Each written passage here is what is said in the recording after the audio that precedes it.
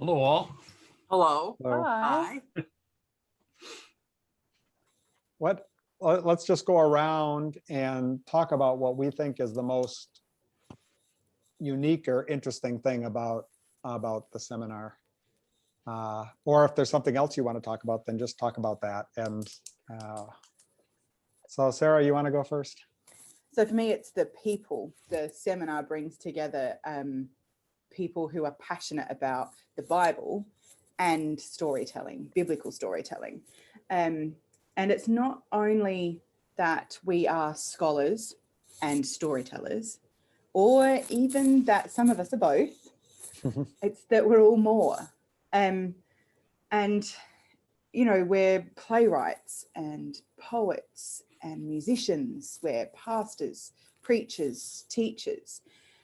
And there's a genuine welcome and celebration of each other's diverse gifts that we each offer, which brings the best out of each of us as we tell stories and sing them and study them and provoke them with curiosity and play, as we curate cinematic story conversations, poetically translate them, explore the history of composition and reception so that we can tell and hear these stories courageously, even as they make us deeply uncomfortable.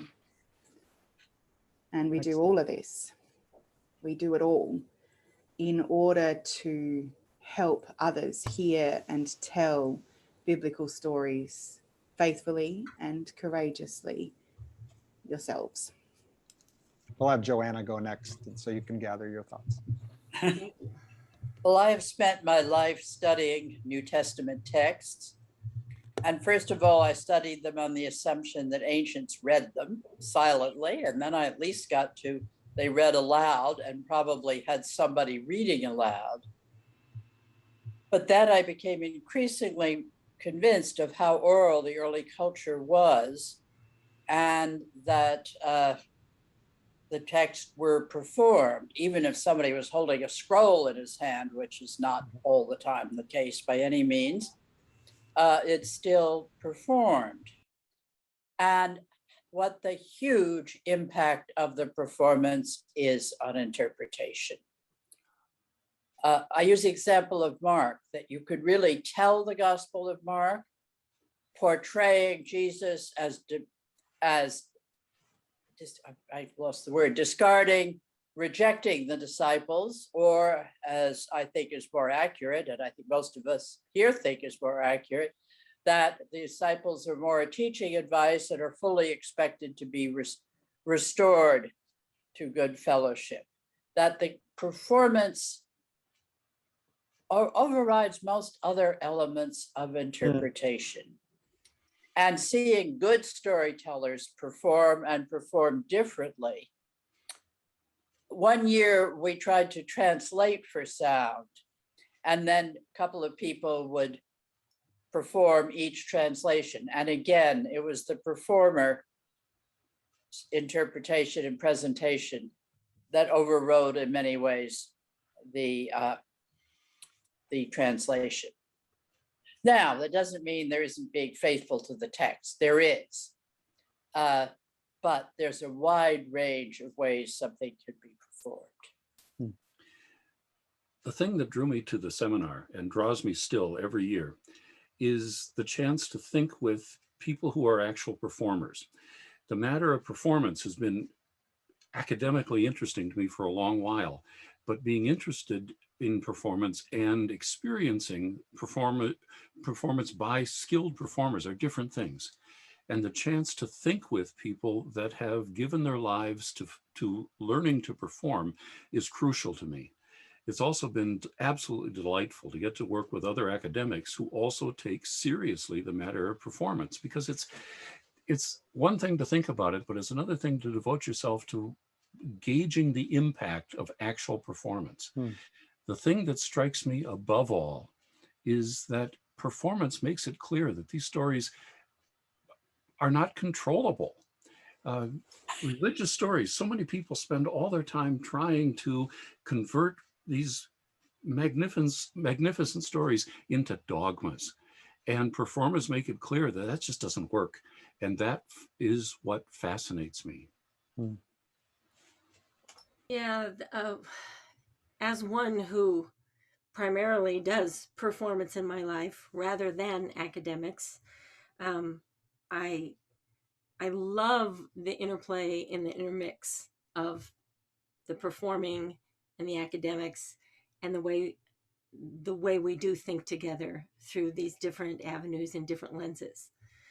Um, One of the things that I find endlessly fascinating is when I listen to the academics um, draw upon what can be known, to think about what people and cultures and what the context for these stories may have been like 2,000 and 3,000 years ago.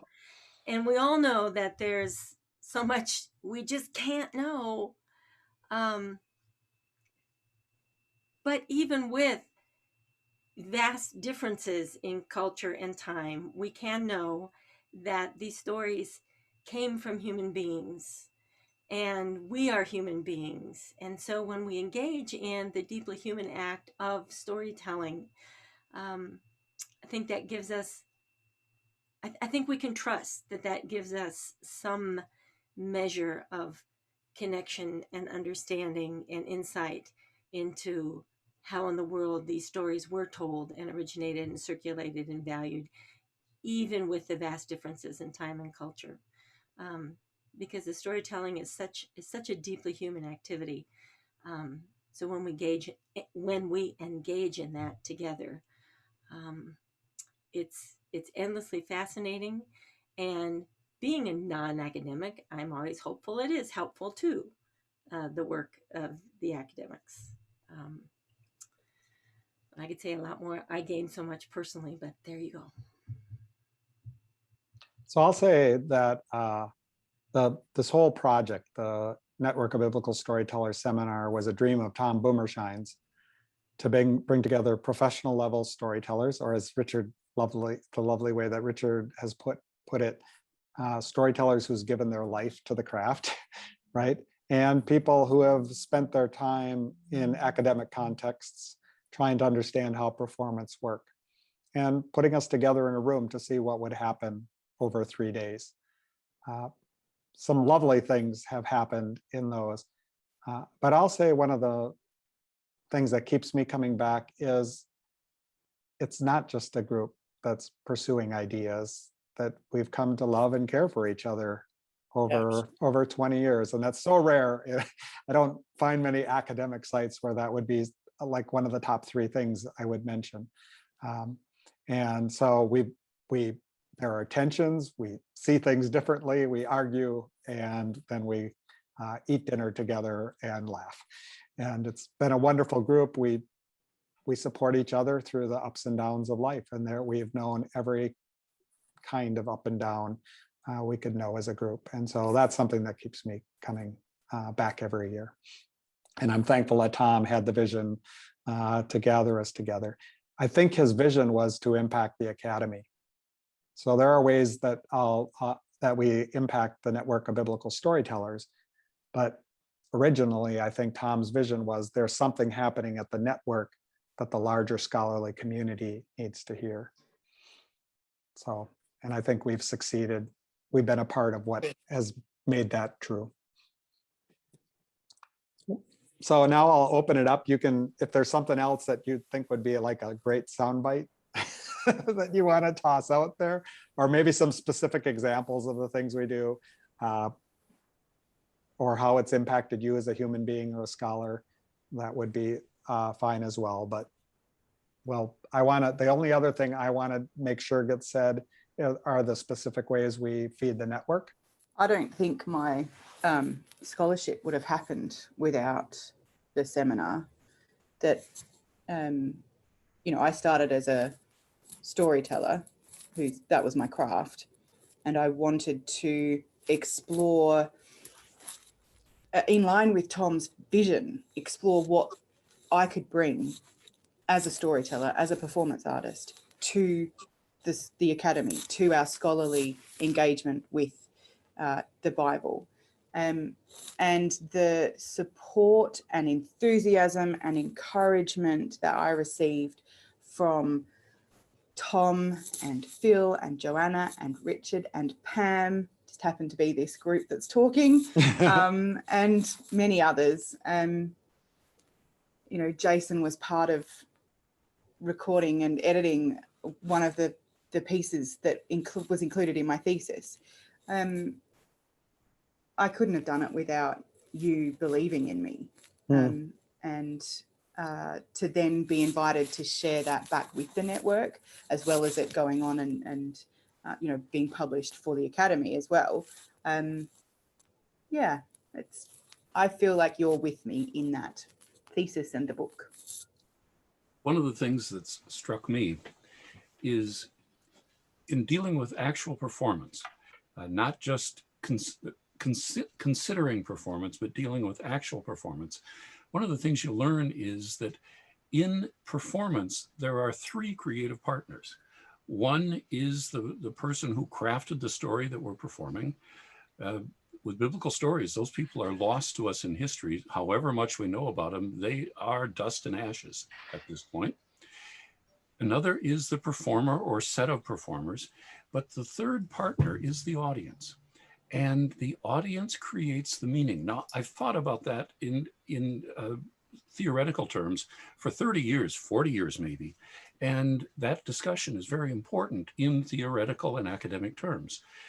But the experience of performing in front of an audience, of crafting a performance and then turning it loose with an audience that is free to take it any way and anywhere it wants, that is amazing, confounding, and generative in a way that I couldn't work without anymore. I want to add to Richard's also how much the performer, well, both the narrator in the text and the performer can encourage you to take it in a particular way. And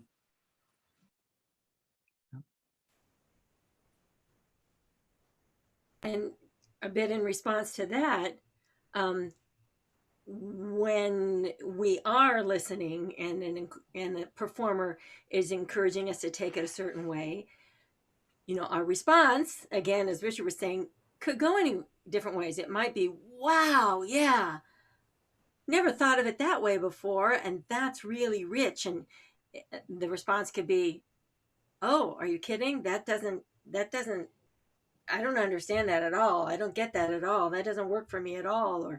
And all of those responses are rich and generative. That goes hand in glove with what I was thinking to comment briefly on, and that is one of our core activities being what we call multiple tellings, where we'll have multiple tellers, 3, 4, 5, 6, tell the same passage, the same story, perhaps with the same translation, perhaps with different translations. And Joanna, you comment about how a performance is a translation. And that is, I may have used the phrase earlier, endlessly fascinating, experientially in the moment, to think about and chew on later, to settle alongside thoughts we thought we already had established about that piece, but to see the wide variety of the multiple tellings of the same story, the same text, is rich in ways I don't even know how to enumerate. I would say I haven't written anything in a scholarly format that wasn't influenced by the work of the seminar. That it comes to mind constantly. Some of my most important things from my perspective that I've written was about the narrator as a character, and that came from listening to different people embodying narrators. And then often writers talk about the obvious impact this had on an audience.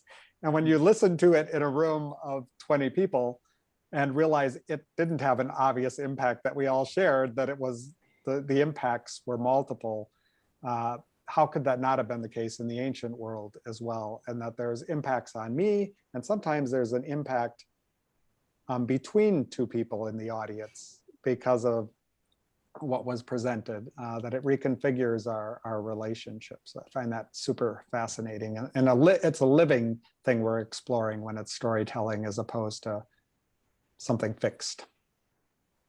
And just one piece related to that, I'm a teacher by trade. And one of the things that's really valuable is the way studying the texts that I study as performance and using performance to study them opens the door to students who are used to being shut on the other side of religious doors. We use religion all the time to shut doors on people and tell people who's outside and who's inside. Performance breaks all of that. And all of a sudden I can learn from outsiders who are used to being shut out and can bring what they know from the other side of the door. I need those people or I think badly. I've appreciated the way that festival gathering organizers have expected seminar participants to offer workshops and be present in a particular way, so that what we do in seminar does feed our storytellers more broadly. And I had a really profound experience when I led a workshop with Romans 16 and talked about the translation I was playing with for greet. What we usually have is greet, and I translated it as embrace. And the room was full of people who were fascinated by a different way of translating and what does that mean for us. And you know, a part of the Bible that we don't usually really delve deeply into, a list of say hi to these people, became an introduction to think about how do we embrace each other in our communities. So there's something about being a member of the seminar that brings with it an expectation for a particular way we will engage in the network and bring the work that we're doing together into that forum as much as we bring it into the academy. Why don't we briefly state other ways that you believe we impact the network?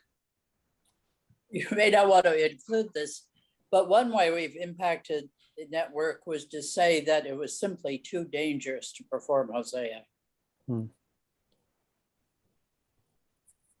I think that was a very important contribution. I think the talkbacks that we now regularly have happen grew out of having the seminar, right? And I know that lots of people really value that that part of the festival gathering after the epic telling. And one of the things that I like about the talkbacks, having directed traffic for a few of them, one of the things I really like is the conversations that you hear when you walk down the halls in little corners, but amongst people who agree with each other but disagree with other people. Those conversations are brought together in one room at one time. And I trust disagreement that's done with respect. And in the talkbacks, we manage to craft respectful conversations during which we disagree. And I think that's good for all of us. We've also shared what we've learned either in the seminar or in our studies or our performance through scholarly musings and through this year, past year video conversations that people could listen in on. Many of our members have written books, and those have had an impact on people. And I'll say for me personally, it's always wonderful when you sit down to lunch with somebody who wrote a book that you read and they're open to talking about it, or they noticed your performance and they say, I loved your performance. And you're like, look who's saying that about me. We are often open to being consultants. If somebody's got an issue they're trying to work through, on a storyteller, the seminar members are always open to having those conversations. And we have a couple of visitors each year to our seminar, and they add to it. Yeah, so for those who are listening in, there are two ways that the seminar is a group of 25 or so people, and because it has this academic but also personal relationship, people have loved it and haven't left, and so the group is semi-stable. And so in order to allow the network members to get a glimpse more clearly, we have two mechanisms. We have a storyteller in residence where somebody travels with us for 1 year and gets to perform and participate in the glorious conversations we have. And then we've also had a day where we allow about a dozen observers to kind of sit on the edge of our fishbowl and watch us circle a castle. And so those are ways that you can watch for in the future when we're back to in-person events that we'll be happy to invite you into. Is there anything else? Yeah, there's one more thing that I've appreciated about the seminar is the way that we travel with each other in our work beyond the seminar. So telling stories with you, Phil, for the Bible study series, the Augsburg Bible study series, sitting in on read-throughs of Richard's translation of Medea, inviting Jason out to Australia to talk to and work with my congregation. There are ways that those friendships and collegial relationships enrich our work and lives in various ways beyond the seminar. And I know that's not limited to seminar, that's network wide, but for me, it's one of the riches of the seminar I particularly appreciate. And it's just plain fun. That's true. Yeah, it is. I've been writing down stories for my kids. And one of my stories is the Joanna story. I don't know if you even remember this, Joanna, but it was early in the seminar, maybe right after I'd taken over the facilitating. So about 2 years into that. So maybe 4 years into the seminar. And we used to do these workshops, which were totally improvised. We'd just say, you get 10 minutes to talk about what you're doing, and you get 10 minutes to talk, and we'd have 5 of us from the seminar that would take up a whole workshop time. And I was the 4th one on the talk, and I said, well, now you've heard from the scholars, but now it's my turn. And you turned to me, Joanna, and you said, Phil, that is not true, and it's not flattering. None of us like it when you say that. We see you as a scholar. Would you please see yourself as one? And it was a turning point in my career to have you gently and forcefully say, own who you are, Phil. And that's one of the moments, like vocationally, that I look back on as a scholar as very important. I remember saying something like that, but I don't remember when or where. Yep, that was, well, you might have said it to me more than once, but that was the one I remember. So, well, anybody have anything else they're dying to say? Richard didn't do it brutally, but gently by sitting down with me, my first festival gathering in Asheville, just by taking me seriously and asking his provoking questions. That helped me believe that I was asking some good questions and was, a seed on the way of growing what has become my work. So It's because you were asking really good questions. And that touches something that's important, I think, to all of us. The word scholar sometimes is made into a synonym for academic. No, it's not. A scholar is somebody who studies things from the tip of the leaves to the tip of the roots. And that's everybody in the seminar. The storytellers study things with a profound drive and passion and a deep understanding, and the academics do the same. And to have a chance to be in a room of scholars with such a warm variety is a great gift.